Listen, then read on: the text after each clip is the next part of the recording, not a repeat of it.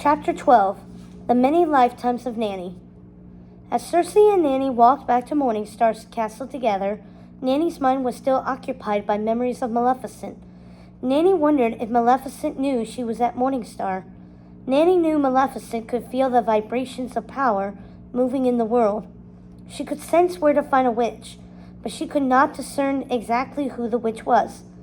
Still, Nanny had to wonder why Maleficent was coming to Morningstar at all. Was she coming to see the Odd Sisters? Or was she coming to confront her? "She'll arrive soon," Nanny told Cersei as they reached the castle. They each gave a little nod to Hudson, Morningstar Castle's head butler, as they made their way through the vestibule and into the morning room. "Why do you think she's making the trip here?" "I think Maleficent has come because of what happened to Ursula," Cersei said. "Maleficent had no love for Ursula," Nanny reminded her. "True, but she had to have felt the great surge of power in the realms. She probably wants to know what caused it," Cersei pointed out. Nanny thought about it. "She did warn your sisters not to trust Ursula. She's probably here to lord it over them." Whatever Maleficent's reason, Nanny felt safe having Cersei on her side. "Of course I am on your side. I love you," Cersei said, reading Nanny's thoughts. Nanny looked at Cersei with a sad smile. "Let's hope that never changes. I've had young girls tell me that, and they later regretted it." Cersei didn't think that was true.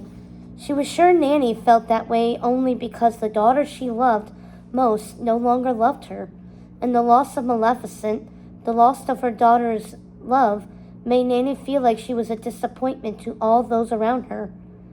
"I've never regretted loving you," Princess Tulip said, bounding into the morning room and giving Nanny a kiss on the cheek. Nanny suddenly felt very happy having the two wonderful young ladies with her. It reminded her of a time when her adopted daughter had loved her just as much as Cersei and Tulip did now. Nanny's stomach lurched at the thought of her seeing Maleficent and having their inevitable confrontation. So many years had passed since they had seen each other, and their last encounter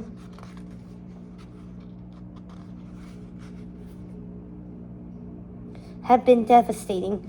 "Tulip, my dear, can I get you to do some research for me?" Nanny asked, distracting herself from her thoughts.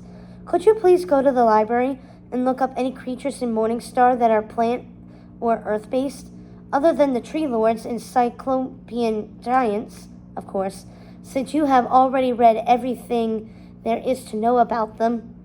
Tulip looked at Nanny suspiciously. "Are you trying to get rid of me?" Nanny shook her head. "No, my dear. It's very important. I know the subject interests you, and I happen to be in great need of the information." Cersei could see confusion on Tulip's face. "I'll go with you to the library and explain. She's no longer a child, Nanny.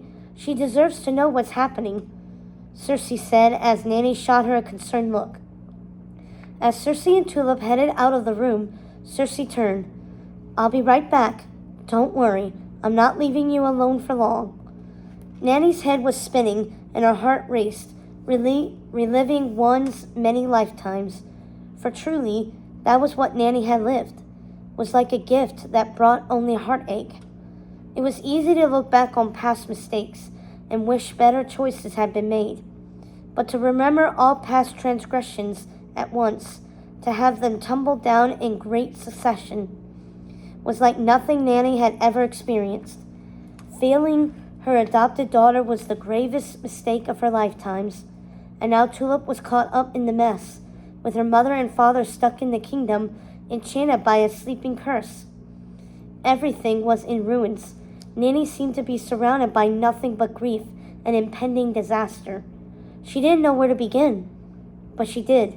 She had already begun. Tulip was researching the local creatures, old and new.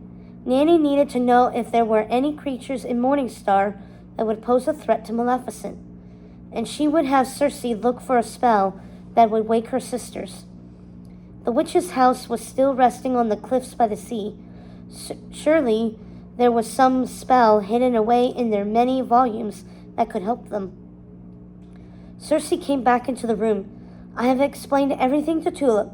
She understands and isn't afraid. She's changed so much since I first met her. She's changed a great deal since yesterday. It's wonderful to see her becoming such a remarkable young woman. I'm sure you're proud of her." Nanny smiled. "I have always been proud of her. I've always seen her as the woman she would become. I never doubted Tulip would someday become the extraordinary young woman I knew she was." "Did you see who Maleficent would become?" Cersei asked. Nanny nodded. "I did. But I tried to change her future. I tried to steer her in another direction. And in my attempt to save her, I gave her all the tools she needed to become the mistress of all evil." That was Nanny's greatest failure, although Maleficent likely saw it as Nanny's greatest gift to her. It felt like a knife in her heart to say those words aloud to Cersei. Mistress of all evil. Nanny knew Cersei had been listening to her thoughts as she had recalled her past with Maleficent. She'd made no effort to keep her thoughts secret. Allowing Cersei to listen in was far easier and less painful than repeating her mistakes aloud. Nanny knew Cersei didn't judge her. Cersei was like Nanny. She could see time in ways others could not. She knew that Nanny had never tried to hurt Maleficent, that Nanny had done all she could to save her little green fairy. Cersei was able to rewind and play the recordings of time. Nanny felt Cersei likely knew more than she had shared. She probably knew everything, and one day, Nanny thought, Cersei might be able to experience all time as one time without going mad. Nanny knew that for now, Cersei could visit places in time individually, especially when they were emotionally charged. But it came at a cost. It was exhausting, and Cersei needed all her strength to help her sisters. Besides, it was too soon to point Cersei on the journey her life would take after she'd settled the matter of her sisters. It was too soon for Nanny to tell Cersei of her great destiny. So Nanny was careful to keep these thoughts from Cersei until the time was right. "I will not let you meet Maleficent alone. I just have to do a quick protection spell in the solarium, and I will be right back at your side," Cersei said.